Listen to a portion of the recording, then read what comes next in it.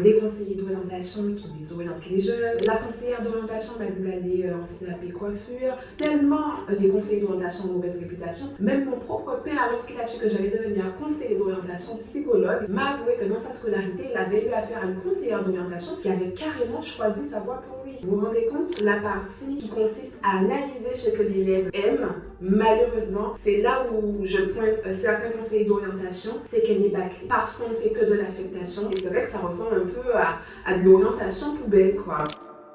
Pourquoi beaucoup de conseillers d'orientation sont perçus comme nuls? Vous avez sûrement déjà entendu comme moi des expressions du type les conseillers d'orientation qui désorientent les jeunes, les conseillers d'orientation sont mal orientés, la conseillère d'orientation m'a dit d'aller en CAP coiffure, m'a dit d'aller par là, le conseiller d'orientation a mal conseillé, a mal orienté mon jeune, mon enfant. Et donc, pour vous dire, tellement les conseillers d'orientation ont mauvaise réputation, même mon propre père, lorsqu'il a su que j'allais devenir conseiller d'orientation psychologue, m'a avoué que dans sa scolarité, il avait eu affaire à une conseillère d'orientation qui avait carrément choisi sa voie pour lui. Vous vous rendez compte? Donc je me suis dit, pourquoi pas faire une vidéo sur le sujet. Alors, juste petit disclaimer, attention, cette vidéo n'est pas une vidéo qui vise à jeter la pierre au conseiller d'orientation. Non, on ne va pas tirer contre son propre camp. Mais c'est une vidéo qui vise à inciter à la réflexion, à avoir votre avis, à voir aussi vous, comment vous percevez les choses, comment on peut faire évoluer les choses. Et c'est une vidéo, honnêtement, que j'ai voulu faire en fait, tout simplement pour expliquer aussi un certain nombre de choses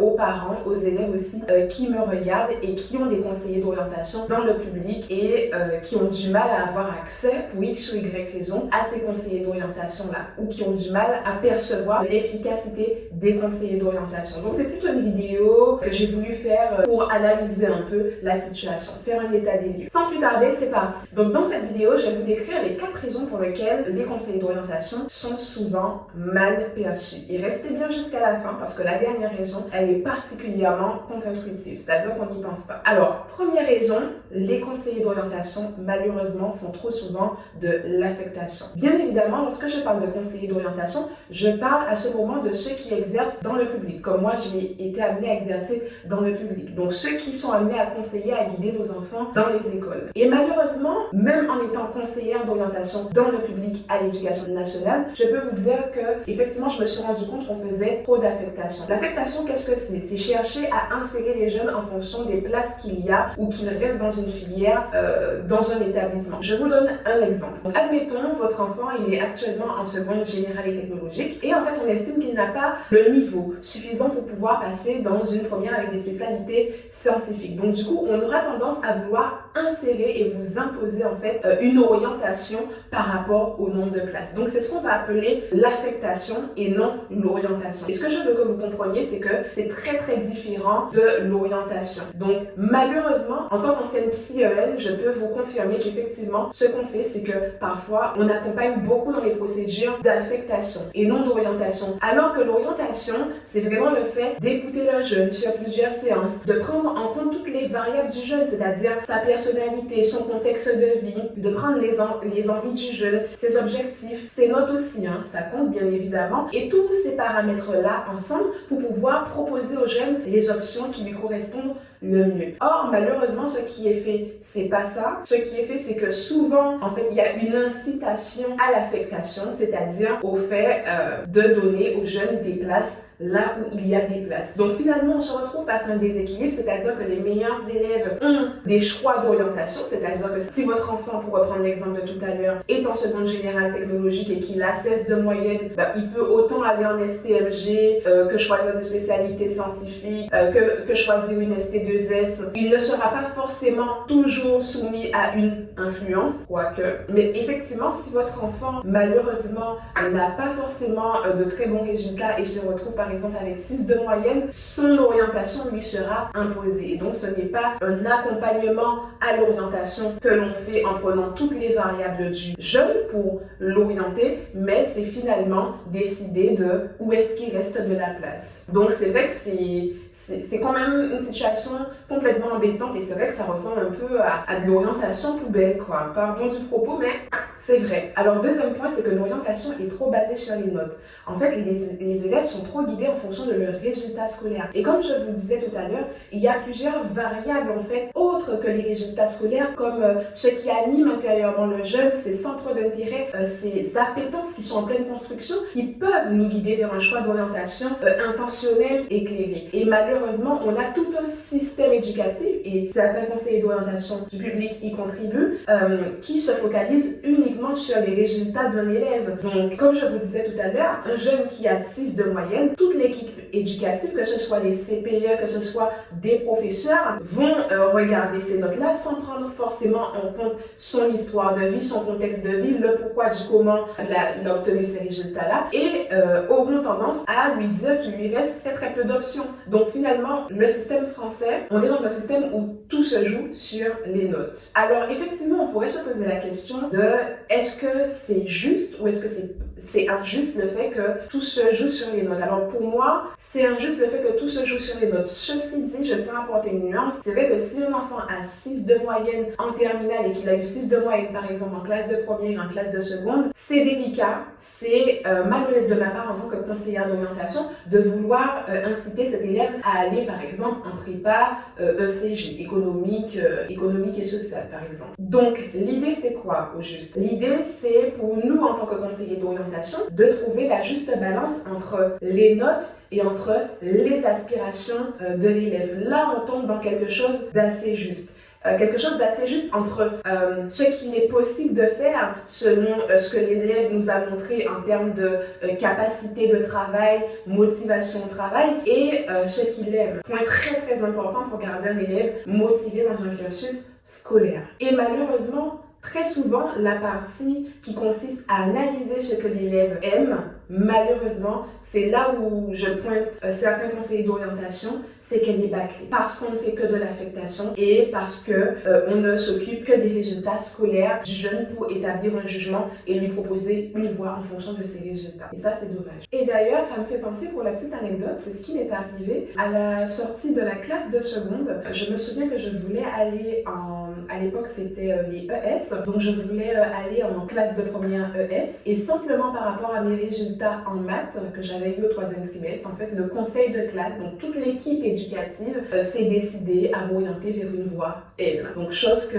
j'ai acceptée. Donc, si vous êtes parent et vous m'écoutez, il faut savoir qu'il y a des procédures d'affectation, mais vous avez toujours la possibilité d'avoir droit à des recours. Donc, pour l'orientation qui vous serait imposée, donc l'affectation qui vous serait imposée, soit après la classe de 3e, donc on vous dit votre enfant doit aller en voie pro, ou soit après la classe, par exemple, de seconde. Vous avez toujours la possibilité de faire recours. Moi, c'est vrai qu'à cette époque, j'ai finalement réfléchi et je me suis dit que je pourrais être épanouie en L. Donc, j'ai accepté la notification, la décision du conseil de classe. Mais sachez que c'est très important à savoir, si vous êtes élève et que vous m'écoutez également, vous avez la possibilité de contester si vous estimez que le choix, la décision du conseil de classe n'est pas bonne pour vous. Troisième raison, c'est que les conseillers d'orientation manquent cruellement de temps. Alors, pour avoir été conseillère d'orientation dans des établissements publics, lycées, collèges et CIO, je peux vous dire qu'il y a vraiment un manque de temps accordé au suivi individuel des élèves. À présent, je suis conseillère d'orientation indépendante, donc c'est une de mes casquettes,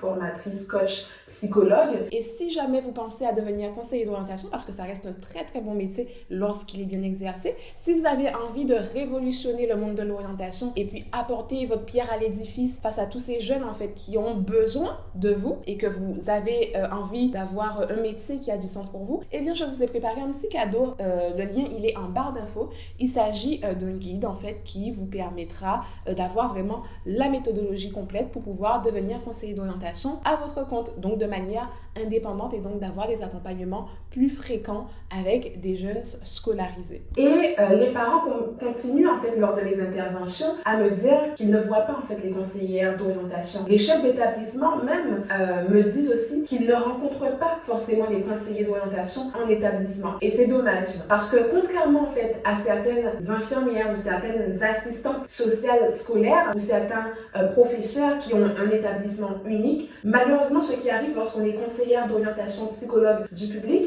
c'est que bien souvent on a en charge 3 établissements et non pas un établissement. Donc dans mon cas par exemple, j'avais j'avais en charge un lycée de 1500 élèves, donc avec au moins 35 classes de seconde, des dizaines de classes de première et de terminale, plus les classes de BTS, de prépa, etc. J'avais un collège et j'avais également le CIO, des temps de permanence en CIO. Sachez que certains de mes collègues avaient 4 établissements, c'est-à-dire par exemple 2 collèges, un lycée et le CIO à charge. Donc c'est vrai que ça fait pas mal d'établissements la semaine. Et donc dans mon cas, par exemple, je passais une journée par semaine dans chacun de ces établissements. Donc le reste du temps était consacré au CIO ou encore le reste du temps on ne travaillait pas. Donc on ne travaillait pas par exemple le vendredi après-midi où on travaillait un mercredi par mois parce que le service public a des horaires bien spécifiques. Donc lorsque vous voyez un petit peu tous ces paramètres-là, effectivement ça peut être difficile de voir les conseillers d'orientation scolaire dans le public, de les rencontrer et donc c'est pour ça qu'il faudra,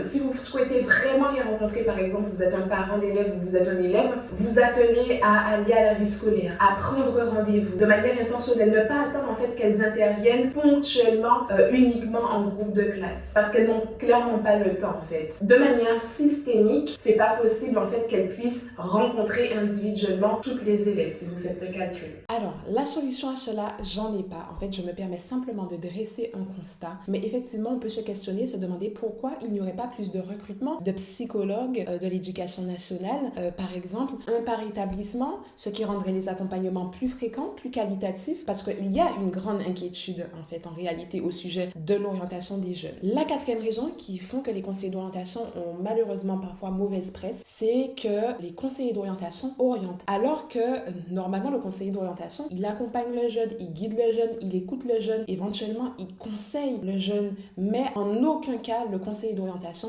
ne se permet d'orienter le jeune, puisque orienter le jeune, ça revient à lui dire quelle voie il faut choisir, lui dire de choisir cette voie-ci ou cette voie-là en réalité. Alors que tout le travail du conseiller d'orientation devrait se concentrer sur une chose, aider le jeune à choisir sa voie lui-même. Mais alors Christy, comment on fait ça? Comment on aide le jeune à choisir sa voie lui-même alors qu'il est adolescent, alors qu'il est étudiant? Eh bien c'est simple, en lui donnant le mode d'emploi de lui-même. Mais qu'est-ce que c'est? Lui donner le mode d'emploi de lui-même, c'est l'aider finalement à regarder en lui-même, à voir en lui-même, à identifier, ok, qui est-ce que je suis? Quel est mon type de personnalité? Quels sont mes centres d'intérêt? Qu'est-ce qui m'anime? Est-ce que j'aime plus telle chose, tel secteur? Quel est mon style de motivation? Une fois que le jeune a identifié tout ça chez lui, et ben finalement, il est beaucoup plus facile pour lui d'identifier que cette filière serait particulièrement adaptée et cette filière pas du tout adaptée, que tel secteur serait particulièrement adapté pour lui en fonction de ce qu'il a remarqué chez lui, ce dont il a pris conscience dans sa personnalité au sens général. Forcément, ça devient plus facile. Et donc, notre travail devrait consister finalement à travailler sur cette connaissance de soi en fait avec le jeune. Et c'est quelque chose qui est malheureusement pas fait en établissement ou bâclé, c'est-à-dire à travers une intervention simple de classe où les jeunes ont passé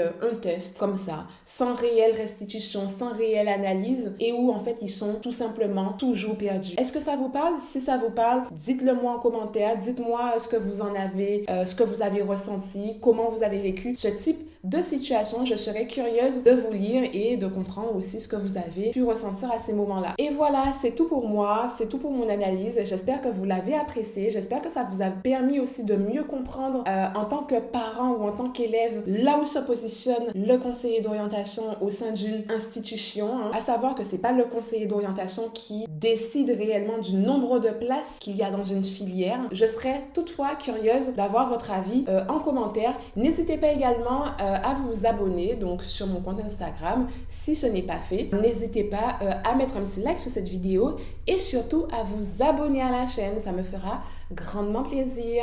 Ciao, ciao!